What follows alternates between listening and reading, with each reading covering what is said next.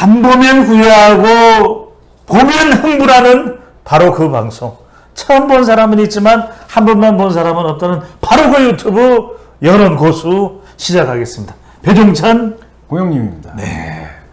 자, 지금 우리 방송 보실 때쯤이면 더 정말 긴장감이 심장이 쫄깃쫄깃해지는 상황이 돼 있을 텐데, 자, 홍 기자님이나 저보다도 더 지금 심장이 쫄깃쫄깃해지는 상황이 된 사람 누굴까요?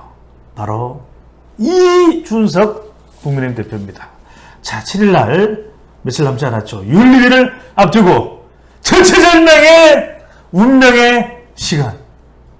네, 정말 대통령 출국할 때는 안 나갔지만 대통령 귀국할 때는 공항에 나서 대통령과 악수하는 그 이준석 대표의 표정. 홍 기자님 어떻게 보시는지 모르겠는데 제가 볼 때는 살려주십시오. 석열이 형, 저 좀 살려줘. 형! 안 되면 김건희 여사를 보고서 형수님, 저 좀 살려주세요. 어떻게 보셨습니까? 뭐 그렇게까지 그건 아니었어요. 그렇게까지 과했네. 그 오버할 건 아니고. 네. 아니, 저보고 자꾸 사람들이 네. 뮤지컬 배우를 하라고. 어떻게 네, 뭐 얘기 하든지 말든지. 본론으로 다시 네. 들어가시죠. 네. 그 저는 지금 계속 뭐 분위기는 이준석 대표에게 불리한 상황인 거죠. 그렇죠. 저는 네, 여론은요. 이번에 이제 그 대통령이 순방하고 돌아왔을 때는 이제 그 공항에 갔죠. 네. 근데 형님 살려주십시오. 환송할 때는 안 나갔죠. 그때는 또 안 나갔죠. 근데 이제 그 왜 그러면은 이 그 공항 그 돌아올 때는 왜 이제 마중을 갔냐라고 하니까 시간이 남아서 처음에는 저기 환송을 안 나간 이유는 대통령이 윤 대통령이 호레호식을 안 좋아하는 배격하는 그런 스타일을 고려해서 안 나갔다. 근데 올 때는 뭐 여러 가지 이제 뭐 상황을 고려해서 뭐 나갔다 뭐 이제 그런 식으로 얘기를 하는데 살려달라는 거 아닌가요? 호레호식이 3박 4일 만에 갑자기 없어진 건 아니고. 그러니까요. 그래서 이제 여러 가지 지금 상황이 급변을 하고 있는 거 아닌가라는 생각이 들어요. 대체로 발표된 여론조사 결과를 보면 어떻습니까? 이게 여론의 흐름을 가지고서도 대체로 징계위의 결과가 어떨지 다른 사람은 몰라도 우리 홍영님 기자님은 예측 가능하시잖아요. 이게 사실은 그 이 대표 입장에서는 뭐 신문에도 기사가 많이 나오지만 사면 초과라는 표현을 많이 쓰잖아요. 그러니까 고립무원, 고립무원 사면 초과. 그러니까 야당에서 뭐 인석 그 대표를 공격하는 거야. 뭐 그거는 뭐 여당을 공격하는 거니까. 여당 대표 공격하는 거니까. 그건 뭐 당연한 거고. 근데 여당 내에서 그 윤핵관이라고 하는 어떤 윤석열 친윤 그룹의 핵심 그룹뿐만이 장제원, 아니라 권성동, 윤한홍. 근데 윤핵관이 뭐 하여튼 권력의 핵심이니까요. 근데 이제 점점 그 친윤 그룹들은 늘어나고 있죠. 많아지고 있죠. 심지어는 이용호 의원은 전부 다 저기 친윤 아니에요 이러더라고요.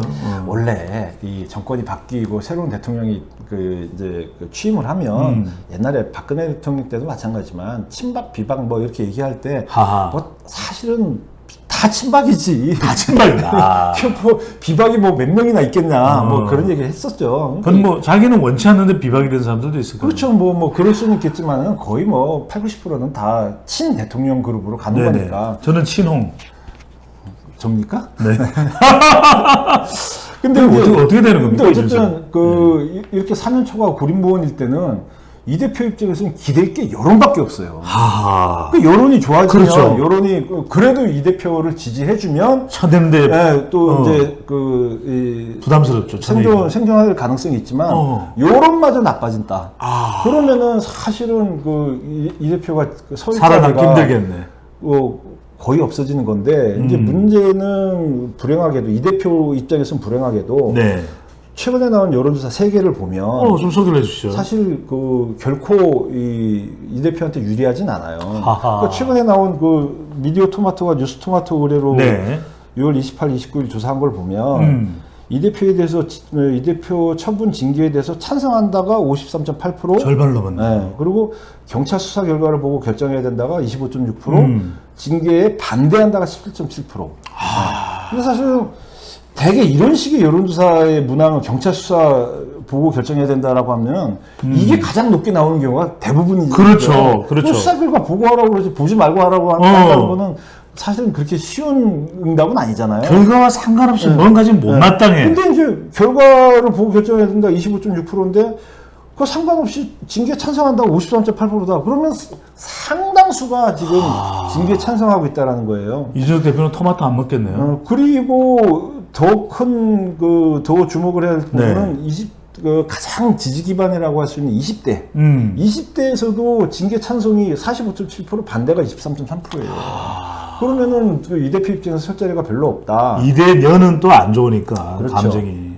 그리고 KSY 한국사회여론연구소 TBS 의뢰로 조사한 걸 보면은 이 대표 징계에 대해서 이렇게 물어봤죠. 수사 결과를 보고 결정해야 되느냐, 네. 아니면은 논란을 야기했으니까 품위 손상이 돼서 징계해야 된다. 이 두 가지로 물어봤어요. 근데 사실 저는 이 설문은 약간 좀 그래, 보길 이렇게 물어보면 안 되잖아요. 이렇게 물어보면 안 되고 징계 찬반으로 물든지. 그렇죠. 징계 찬반으로 물어봐야죠. 그러니까요. 근데 여기는 아니, K스테 리서치 조사했어요? 그게 제일 잘하지 않아요?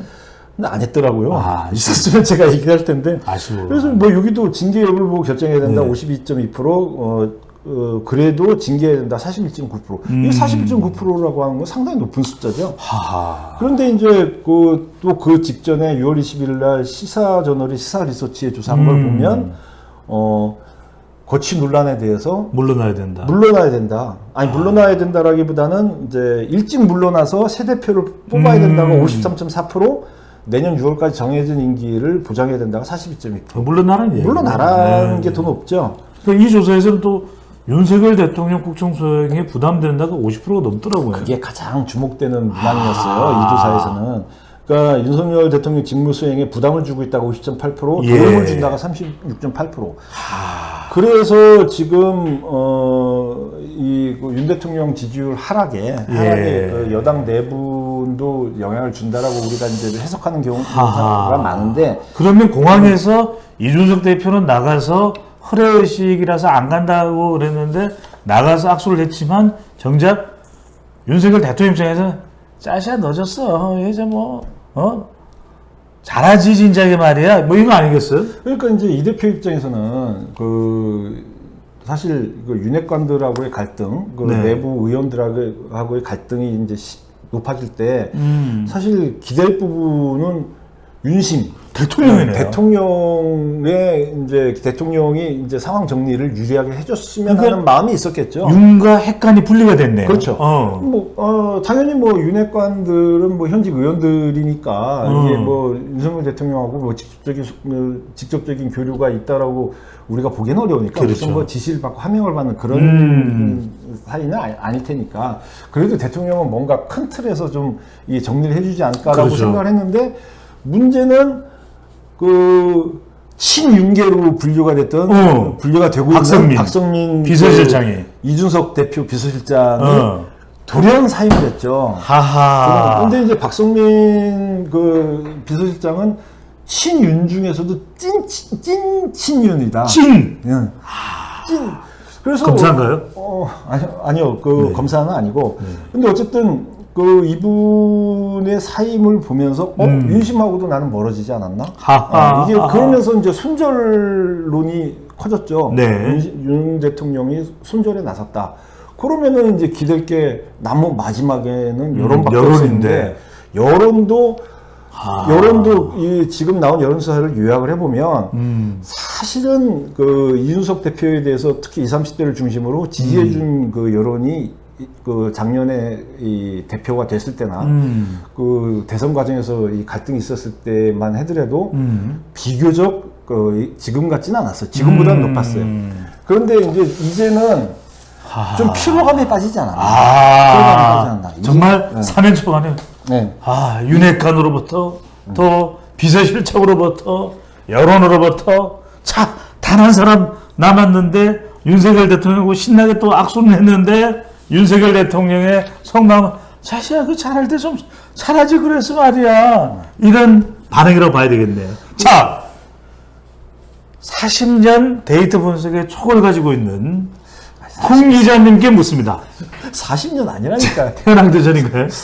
자, 7일 제명 탈당 권유, 당원권 정지, 경고. 뭡니까? 아니 그 윤리위원회가 어떤 식으로 결정 내릴지 뭐 저는 뭐 예측하기 촉으로 좀 예측을 아니 하시죠. 그거보다도 네.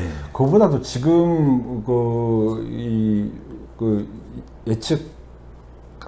예측이 중요한 부분 중에 하나는 윤리위원회가 열리기 전에 그냥 이제 사임하고 나간다. 사임하고 나간다. 그럼 6일이다? 예. 뭐 6일이 됐던 뭐 그 직전이 됐던 뭐 어쨌든 뭐 사임하고 나간다. 그리고 지금 박지원 전 국정원장 같은 경우에는 버티면 험한 꼴 당하니까 나가는 게 나가라. 그리고 이제 그런 얘기 하시는 분들이 꽤 있잖아요. 그리고 어차피 경고만 맞아도 이거는 끝장이다. 뭐 끝장이다. 그렇기 때문에 차라리 깔끔하게 미리 이 대표 입장에서는 앞으로의 정치적인 인생에 네. 오히려 이제 이게 더 도움이 되는 거 아니냐라고 얘기하는 분들이 있고 또 한편에서는 네. 그럴 스타일은 아니다. 이 대표가 끝까지 버틴다. 그거 미리 나가버리면 다 인정하는 꼴이 되니까 끝까지 버티면서 끝까지 이 투쟁을 하는 게 이 대표 스타일이다. 그래서 또 사실 이 대표 측에서는 잦은 사퇴는 없다 얘기를 하고 있죠. 네. 홍 선생님 보시기에는 미리 나간다, 끝까지 버틴다. 근데 윤석 대표랑 친한 몇몇 네. 인사들은 끝까지 버틸 거다라고 하는 예측을 하고 있어요. 예. 제가 보기에도 지금 어떻게 이준석 대표한테 전화를 한번 해볼까요? 뭐 하면은 뭘 네. 자, 전화조차 안 받을 가능성이 높은 과연 이준석 대표의 마음은 어떨까요? 대표의 딱지를 유지할 수 있을까요? 버티지 못할까요? 7월 7일 앞두고 홍영민 기자의 분석은 스스로 물러날 수도 있다. 네. 맞죠? 예. 가능성. 근데 뭐 제가 그거는 네. 가능성으로 보는 거지 뭐 제가 최고의 예측 전문 데이터 분석가 홍영민 기자와 함께했습니다. 구독, 좋아요, 알림, 좋아요, 설정 많이 해주시고 다음 편에서 뵙겠습니다. 고맙습니다. 예.